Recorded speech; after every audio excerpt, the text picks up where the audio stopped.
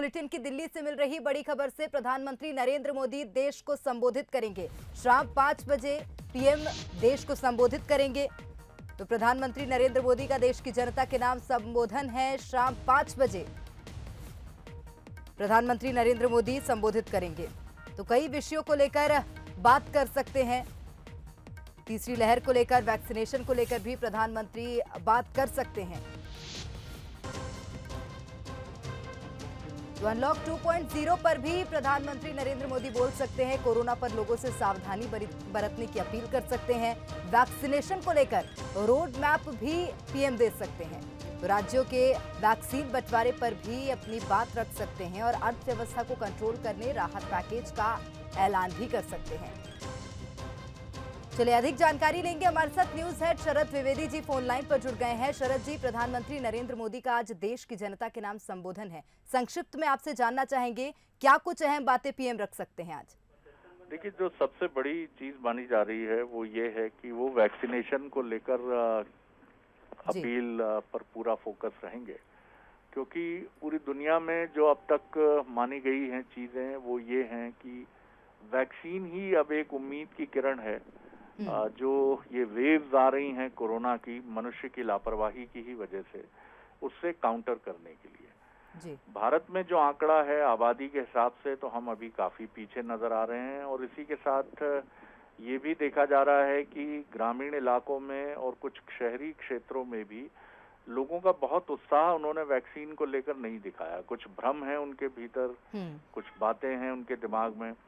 पहली महत्वपूर्ण चीज तो ये है कि वो वैक्सीनेशन प्रोग्राम का एक पूरा ऐलान जो शाम 5 बजे उनका देश के नाम संदेश होगा जी। उसमें वो ये बताएंगे कि वैक्सीनेशन की कोई कमी नहीं है और खासतौर से जुलाई के बाद से, अगस्त से लेकर दिसंबर तक ये प्रोग्राम अपने फुल स्विंग में होगा। यानी हम शायद हर दिन एक कीर्तिमान बनाएंगे और हर दिन दुनिया में इस बात की भी चर्चा हो सकती है कि भारत ने किस तरह इस वैक्सीनेशन प्रोग्राम को आगे बढ़ाया। बिल्कुल। दूसरी महत्वपूर्ण चीजें जो लगती हैं वो मुझे लगता है कि आगे के प्लान्स के बारे में वो बात कर सकते हैं कि किस तरह से आर्थिक वृद्धि दर और इन तमाम चीजों को लेकर हम आगे बढ़ेंगे और लापरवाही हम ना करें। और जो तीसरी लहर की जिक्र बात हो रही है उसको लेकर देश अब किस तरह से सतर्क है और किस तरह से वो आगे बढ़ेगा और इसमें राज्यों की भूमिका किस तरह से होगी, क्योंकि लगभग पूरे देश में अब कोरोना की दूसरी लहर ढलान पर है पूरी तरह से। और अगर मध्य प्रदेश की बात करें, छत्तीसगढ़ की बात करें, तो लगभग हम एक कंफर्टेबल पोजीशनिंग में आ गए हैं। तो मोटे तौर पर यही बातें रह सकती हैं। हो सकता है प्रधानमंत्री कुछ उन मुद्दों पर भी बोलें जिन पर उनसे अब तक अपेक्षा की जा रही थी कि वो कुछ बातें भावनात्मक मुद्दों पर भी बात करेंगे कि कोरोना से निपटने को लेकर जो चुनौतियां रही हैं उनमें भारत की पोजीशनिंग क्या रही और जिनको लेकर केंद्र सरकार पर निशाने भी साधे गए, उस पर भी हो सकता है कि कोई बात वो कहें। लेकिन संभावना उसकी कम दिखती है। पूरी तैयारी वैक्सीनेशन और आगे फ्यूचर प्लान पर ही दिखती है। चलिए, शुक्रिया शरद जी तमाम जानकारी साझा करने के लिए।